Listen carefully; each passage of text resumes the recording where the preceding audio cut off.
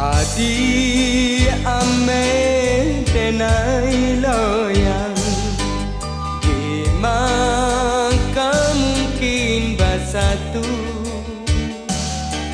Adi nan di rumah gadang lah biasa sanang hidup ikayo rayo denai nan banasib malang usah rumah gadang pondok pun tak punya. Minyak bercampur jo air jaleh garih pambatehnya. Adik niyo kawin lari denai nan bapikir indah tak kau mangko denai nan tak surui hati denai takut adik kok sansaro.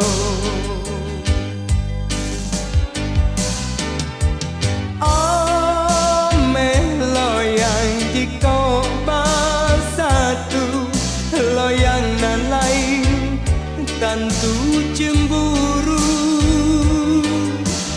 lah karena nasib cinta kaputui de orang tua indah setuju.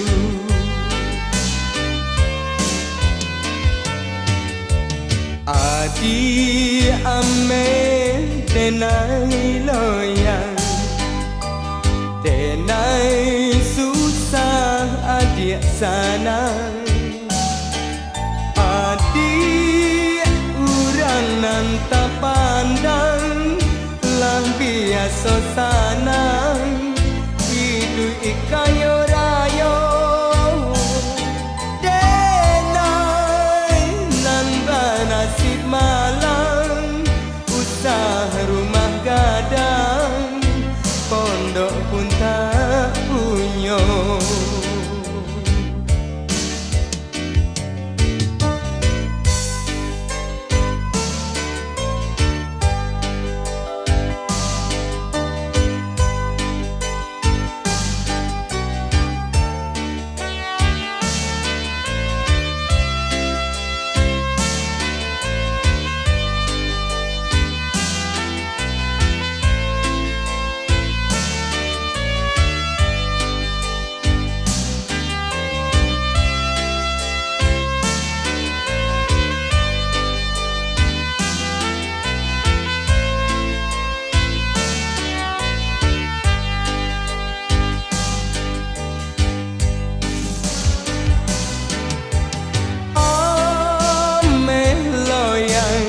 Kau bersatu loyang nan lain tentu cemburu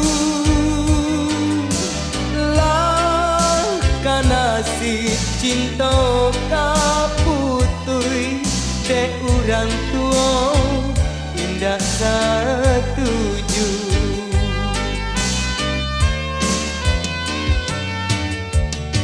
Adi ame denai loyang denai susah adik sanang. Adik urang nan tak pandang lah biasa sanang hidup kayo rayo